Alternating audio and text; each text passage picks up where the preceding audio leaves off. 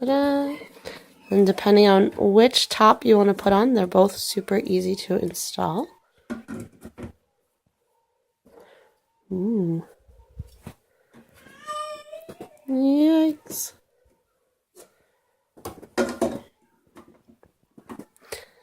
And you can either turn it on by pressing the button in the front, and steam quickly comes out, or you can use the handy dandy remote. Let me see that handy dandy remote. What do the up and down buttons do? Perfect. And that's why you don't let your husband play with remotes.